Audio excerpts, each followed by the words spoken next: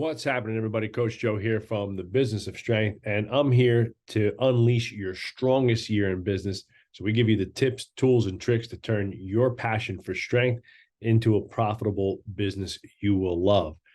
Today's going to be a short one, and I'm going to hammer home one of the biggest takeaway that I had from our annual Strongest Year retreat last week in Arizona. We were in Scottsdale, Arizona. We had an amazing time, had over 40 gym owners and businessmen there to help level up and learn, how to run a more successful training business. And obviously a lot of what we talk about is marketing. And everybody's always looking for great marketing tips and tactics. And the reality is that, a lot of it has to do with the system behind the marketing. It's not the tactics. The tactics are unlimited, free week, 30-day trial, new year, new you, summer slim down, business of the week, right? There's literally a 100. I can give you 100 tactics. But what's more important is how we utilize the tactics in a system throughout the year. So the number one thing to a successful marketing is time and the usage of time that you spend on it. And as the saying goes, what you pay attention to grows. And that's really where I see with 95% of the people that we work with over 8 years, hundreds of gyms, 95% of them, it's just the pure volume of time that they spend on their marketing. They're trying to fit marketing in between sessions, assessments, meetings, and they run to their phone, they fire out a social media post, they film an athlete, they post something that they think that's marketing. That's part of marketing, and social media is one thing, and posting on Facebook and Instagram is a part of marketing, but it's definitely not a system. So the very first thing that we look at when we help people with their marketing is their time, right? And how much time are they spending on it? And where is the time blocked out in your schedule? If it's not in your schedule, and treat it like a definitive training time, if you had a 6 a.m. and a 7 a.m. class, you'd probably never miss that. Let's say you had a 6 a.m. and a 7 a.m. class Monday, Wednesday, Friday, you would probably never miss that. But for some reason, we always override the marketing and the sales and things we were supposed to work on to take training or an assessment or things like that. And then it always gets kind of pushed back, and then it just doesn't happen. So the very first thing we have to do is book the time. And I get a lot of people will say to me yeah, but Joe, what happens if I have a client that wants to give me $100 bill and pay me for an hour of training? It's right there. And it's well, what am I supposed to do? Say no? Yes, you're supposed to say no. Well, I'm sorry. I don't take training between these hours because that's when I'm working on the business, and that has to get done. You don't have to say that to them, but you just tell them, no, I'm sorry. I'm already booked at that time and I can't take that. And the reason why I say that is because once you get out of the mind frame or have a mindset shift, right, of exchanging your time for dollars, you are no longer going to suffer from the financial woes of being the coach, owner, operator, right? You have to remove yourself from that and think about it this way. I've written emails or designed sales funnels that have generated millions, right? Like our 6-week transformation, like our open enrollment process. Those programs have generated, hundreds of thousands to millions of dollars in revenue over the last few years, utilizing the same hour of time that I was exchanging years ago for a, $75 to $125 training session.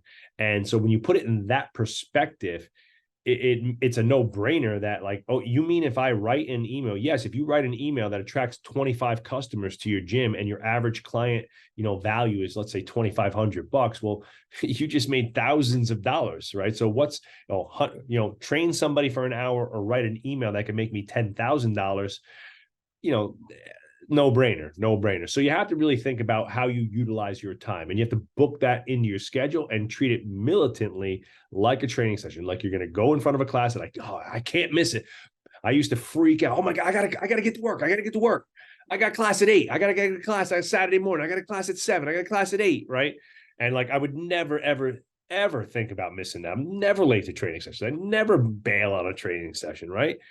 But how many times have you blown off your marketing or making sales calls or writing emails or doing your social media to take an assessment, to take a private training session, to teach another class, stuff like that. It happens all the time. I did it. I understand. I get it. But here's the saying that I like to give to people.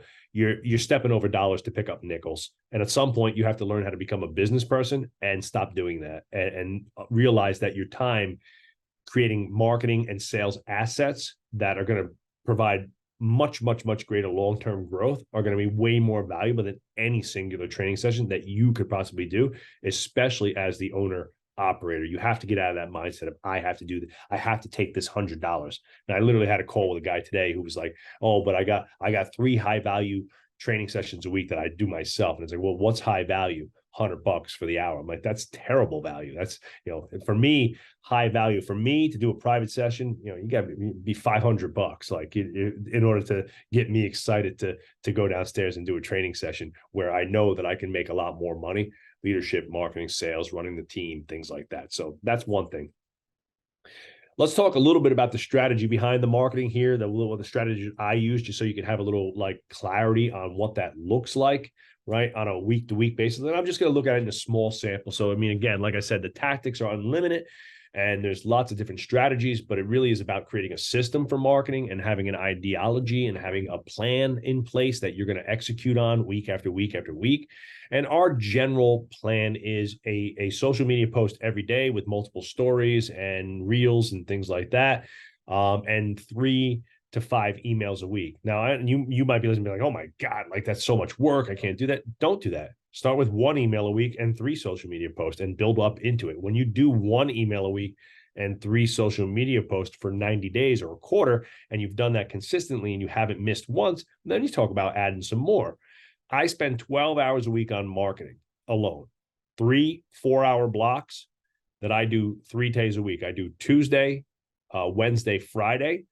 8 to 12 is when I market. I do a 2-hour time block, right? 50 on, 10 off, 50 on, take a little bit of a break, 50 on, 10 off, 50 on, right? It's about 2.5 hours total, but I grind it out and get the majority of my marketing work done in those time blocks. The day on Tuesday, I write the content.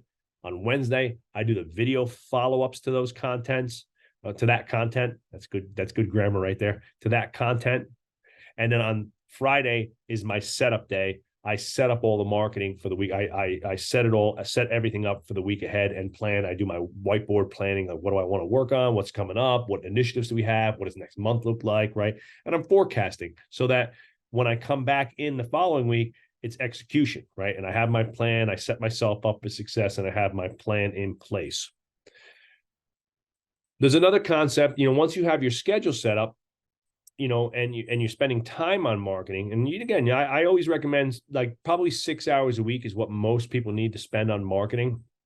And that might sound like a tremendous amount to some of you at first, but that's really, I think if you spend 2 hours writing, 2 hours doing videos, and 2 hours setting yourself up each week, from the majority of gyms that are doing that 1 to 2 emails a week and 3 to 5 social media posts, you'd be able to get that done relatively quickly. And just a tidbit on that, like your gym people, you do not have to create a Pulitzer Prize winning email or you do not have to be Steven Spielberg and create these world-class videos. As you grow and the business grows and you get more revenue, you can start to improve the quality of those, but consistency is a lot more important at first than the quality, right? Just get the info out there that you think is going to help your community thrive, right? So whatever those tips and tricks and tools are for athletes or adults that they need to, how to burn fat, how to get better sleep, how to reduce stress, how to improve your speed, how to reduce knee injuries, how to get ready for football camp in the summer, 3 tips for better nutrition, at the end of the season, how to win the postseason, how to stay strong all the way through the football season, right? How to be the best wrestler in your county, right? Whatever the things that you want to educate people on, you would know better than me for your specific community. Also think about the reason why I set things up, writing, videos, setup, is because I use, the classic Gary V, Alex Hormozi, long to short ideology. I create the long format like this podcast that I'm doing right now, which will cut up into dozens of video clips and tips and tricks and emails and things like that. And we'll utilize that unused capacity for multiple formats. So you write the email that you want, 5 tips that you need to win the off season, right, as a football player. And then those are 3 to 5. Those are your 3 social media posts for that week. It could even be a local podcast that you're doing to educate people. It could be anything, whatever you're comfortable with and that you could be consistent at is what you need to do for the long format. And you see guys like Gary Vee, guys like Alex Hormozi, their long format preference is doing the video. And then they have people that do the write-ups and do everything else. I do it the other way around. I like to write. I think writing and email has always been one of our biggest money makers for us. I like capturing people's emails because I can capture their attention and I own their contact. And I'll write the email and then I'll do the videos and then we do the social media and we post that across all formats: Facebook, Instagram, YouTube Shorts, Facebook Reels, YouTube Shorts rather, Instagram Reels, and so forth. And you want to get that into multiple spots, right? We even put things on LinkedIn, all that stuff, right? So we're trying to get ourselves out there. Now, I'm at a point where I have a marketing agency that helps me with my ads, my funnels, my website, and I have a social media team that helps me with the social media, right? If you're a one-man show or a small gym, like I said, keep it small, but work consistently and get it consistent. That's more important. Another concept is planning ahead. I mean, it seems simple, like, most of us would never take on a client or work with an athlete without creating some type of plan. Well, what's different with your marketing? You need to look at your marketing like a global year-round system, right? What's happening in January, February, March, April, May, June, July, August, September, right? All the months with your specific communities. What are some of the events? What's happening in news? Everybody's frantic to get back into fitness. What happens in the summer? Everybody wants to get fit and lose a couple pounds right before summer. What about the athletes, right? We know they're seasonal, right? Fall, winter, spring, summer training blocks, right? Hey, call to action. Hey, athletes, if our spring training block is starting up now, which athletes are training? Speak specifically to them. Spring training, give baseball tips and tricks and tools, maybe soccer, maybe, tennis, whatever it is, right? Whatever athletes or Gen Pop people you serve, solve their problems consistently and give them tidbits, tools, and tactics, right? Another concept that I want to give you, think about marketing as offensive and defensive. Outward messaging to attract new clients, we think of as offensive marketing, right? And that's everything that's providing tips, tricks, and tools and having direct call to actions for people to, hey, sign up for this program. Hey, we're having a 6-week transformation. Hey, it's time to fall back into fitness. Hey, it's New Year's, new you, whatever. And we're reminding people that, we'd like to do business with you, and we're educating them on, a variety of proprietary ideas, processes, and tools that they can use to better themselves, right? That's offensive. So that's getting new clients into the gym. That takes a lot of energy. They have to go through the entire dog and pony show of sales, right? They got to come in. We got to do our assessments. We got to woo them, right? We got to get them to like us. And the analogy that I like to use, it's like dating, right? It's like you every time, you're going out on a new date with a new person, right? You got to start the whole process over. You got to tell them your whole life story. You got to get them all excited about, what they're doing. You got to get all dressed up, put your deodorant on, maybe take the stained t-shirt off and, clean yourself up a little bit, right? Because you got a hot new date. It's the same thing with a new client. You got to really, put a lot of energy into that. The other side of marketing is our defensive marketing and sales, right? And it's kind of like a 1-2 punch because it's kind of sales, kind of marketing, but they're both very intertwined because marketing sets up the opportunities for sales. And then we want to look at the defensive side too. But like most gyms are getting a lot of their clientele via referrals, right? But when I ask most gym owners what they actually have in place to action those referrals, it's just there's not much, or if anything at all. So just like anything, you want to have plays. You want to be running plays. So I want to have a buddy week play that I'm running, once a quarter. I want to have a specific initiative month, like February is for friends or February is for lovers, or bring your spouse opportunity where if you bring your spouse to the gym, they get half off their first month in the month of February, like whatever. Literally, it's unlimited. Again, the specific tactics are limited. The strategy of having a referral play built into your overall global marketing system is what's most important. Same thing with reactivations. Every gym has a list of clients who've left for one reason or another. Most of the time, it's not because you suck. It's because life happened and they fell off. And when they fell off, they had a tough time getting back on the horse. And or now, because they fell off, they feel embarrassed to come back because they were doing well and they got to know everybody. And now they've gained a few pounds or whatever it is, or they feel like slackers.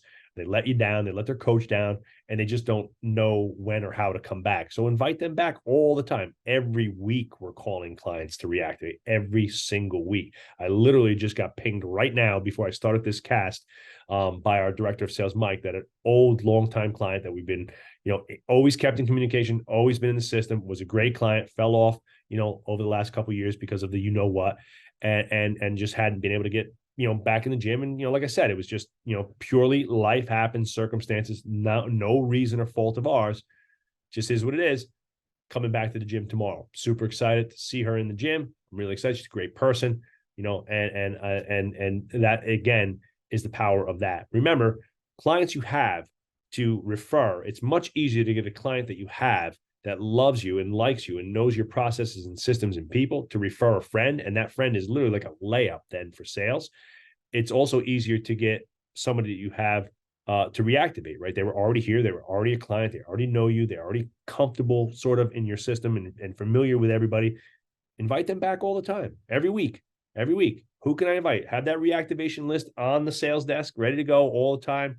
Keep track of who you're calling, emailing, texting, so you're not like hitting them 14 times for the same thing. But every month, go through the list. Every quarter, hit it again, right? Just keep funneling down, because it might not be ready now, but it might be ready then, right? You never know, right? It really, people respond to inspiration and desperation. You don't know what's going to inspire them, and you don't know how desperate they are to get fit at some point where the doctor tells them, man, you got to lose 30 pounds or you're going to be in real bad shape. So, and the last but not least on the defensive side is upgrading clients to, different price options, like, upgrading their memberships from a class-based membership to a personal training membership, or from, to a different level of personal training. And again, it's as simple as making sure that you have the plays built into your system, that every month a play goes out. Hey, if you're thinking about supercharging your training, you could add another day of personal training for X and give them a little bit of a deal. At the end of that month, did you like that? Would you like to stay? Do you think that helped you with the speed of achieving your goals? It's almost always yes. Would you like to do another month? We see about 30% of the people stay, and the majority of them stay indefinitely because they enjoy the added service and expertise and coaching and the speed in which they're reaching their goals. You don't have to be an expert to know that if you train twice a week versus 4 times a week, you're probably going to reach your goals a little faster and have a little bit more like giddy up and give a shit if you're training 4 times a week. So that's really the biggest issue that I see. The majority of his time, I guess 1B to that is having a system in place where you're executing and not, frantically, doing stuff. So that's my tips. That's the big takeaway. Those are the things that I help the majority of people with. And I got a gift for you guys. If you want to jump on a free call with us next Wednesday, October 18th at 1:30 p.m. Eastern time, to review the fourth quarter marketing and sales plays that we are running here in all of our gyms live. I'm going to go through them all top to bottom. These are plays that we're running from October, November, December, and into January to finish out a record year. We're having the best year we've ever had in all of our businesses for a reason, because we've locked down, we've doubled down, we've got super consistent, super clear on the goals, super consistent on the process. And I'm going to teach that process and system to you next Wednesday, free. If you're interested, all you have to do is enter your info. I'm going to put the link in the show notes, and you can enter your info, and I will send you the Zoom link about 1 hour before the call next Wednesday. And that's 100% free. And you can hop on and see what that process looks like. And we're implementing that same process in several dozen gyms around the country, so we know it works and we know it'll work for you. So hop on, get some knowledge, get some tactics and some strategy behind your marketing, and add rocket fuel to your gym business. This is the Business of Strength, everybody. Don't forget to go to businessofstrength.com for all your consulting and virtual and live meetups. You can see everything that we're doing there. Our next meetup is November 30th and December 1st. That's a Thursday and Friday here at Varsity House, live immersion, 2 days in the gym, right? You get to see everything we're doing. So if you hop on the call next week and you really like what you heard and you liked what you saw with us, you can jump on and come here for 2 days and join us here at Varsity House. We'd love to have you. It'll be a great fun time, and we've done that for the last 8 years now, and it's been life-changing for a lot of the gyms that have come, and they get to see the systems, they get to see the people, they get to see the gym live in action. So this is the business of strength. We'll see you next time.